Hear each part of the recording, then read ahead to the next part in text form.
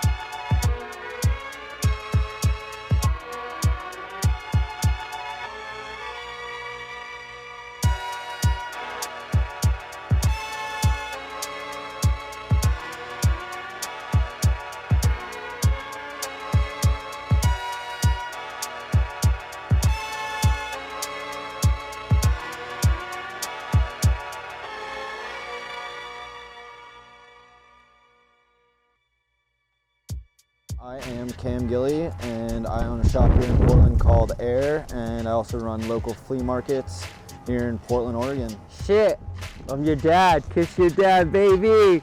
I thrift and collect t-shirts. More of like a t-shirt junkie. Facts. My name is Brantley. I'm one half of Obscure Visual Unit. We do vintage as well, and known as the Obscure Vintage Unit. My name is Shonen Alvarado. I own the clothing brand in Portland, Baby Wax, and we are set up right over here at Fleamont. My name's Uriah, last name partner Doobie, and I sell vintage clothing as well as hype clothing and shoes and pretty much anything that I can make a profit on eBay. This event is called the Northeast Fleamont Market, and the goal of this is to fill again a void that goes on here on the east side where there's not really many markets that are like clothing based. Definitely started going to thrift with my parents, being dragged around as a kid. When I would find the things that I'd want, be super stoked and not even realize it as a kid. And then growing up, I've now found the path to vintage markets and things like that. When I was a little kid, I started getting into old school hip hop and graffiti. Mainly like graffiti, and like studying like old graffiti pictures of them and like looking at like the stuff they were wearing, and I was like, it just clicked. I like started noticing that at the thrift shops where my mom was taking me that they had all that stuff. So I started copping it, and then like I was just wearing it to be funny, and like me and my homies were just clown, and then like over the years we just seen it was like a hype ass thing, and then we were like, oh shit, let's like get it. Yeah, hell yeah, that's exactly it.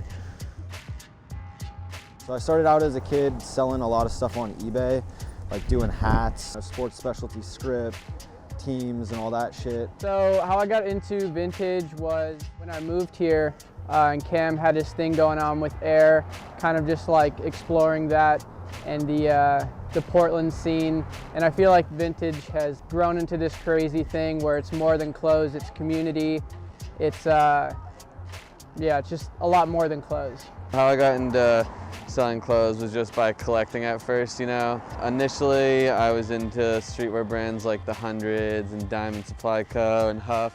And eventually I got more into vintage clothing. I like to sell a lot of like tie-dyes and liquid blues and Grateful Dead t-shirts and band t-shirts and Disney, just stuff that I'm super into and stuff that's nostalgic to me. And my favorite kind of vintage, really weird like weird sex shirts and weird drug t-shirts. I personally love every item that I sell.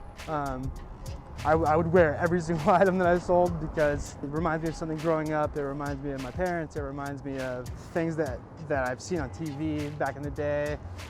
Every time I find something that means something to me, it's great that I know that I can pass it on to, and hopefully that person, it means just as much to them.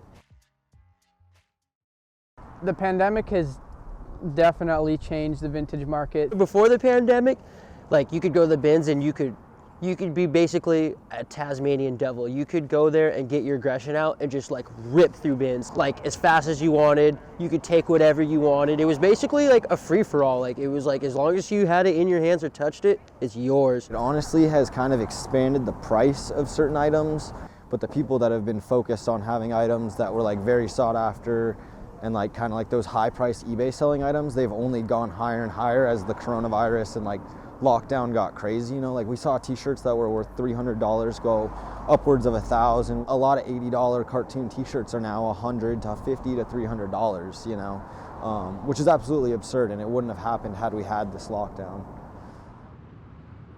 I think for me, at least, it's important here in Portland to like bring people out and like bring like-minded local people together in these environments, because there's a lot of people that haven't been able to like meet each other and kind of like conversate and trade stuff, sell stuff, all that. Beyond that too, I think it's just another way that we can continue to grow the culture in this city, specifically for streetwear and like vintage clothing. You know, there's a lot of vintage shops here in Portland. We're very famous for vintage, so we wanted to like take a different approach, something that had been going on in New York and LA for like, you know, decades. With vintage, I feel like I mostly do it for the community, because everybody in the vintage community is really dope. We kind of do our own thing. We're all making money together. That's what it's about. We're making that big bread together. 20 bucks.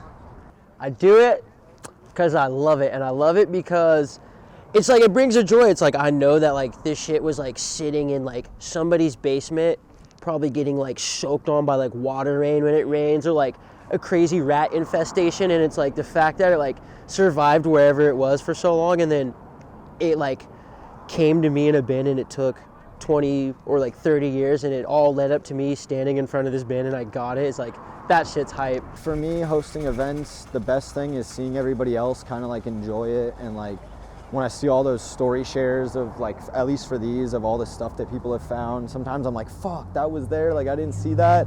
But like, you know, just seeing that a lot of people got to do something, because when I was growing up here, there wasn't something like this for me to do. Even when I was like in my late teens, early 20s, there wasn't a lot of stuff for me to do here. So like me being able to be the guy that created something that a lot of people can come and do and like enjoy, and you know, new experiences for people is the most fulfilling experience for me.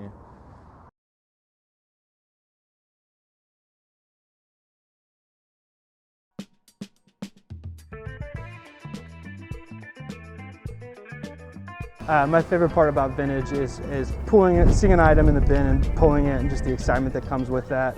There's nothing other like it. Ooh, recycling, man. Gotta get that carbon footprint down, man.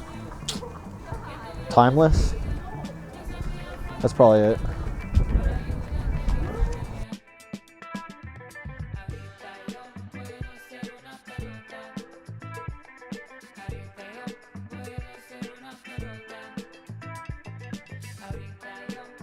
Can you describe vintage in...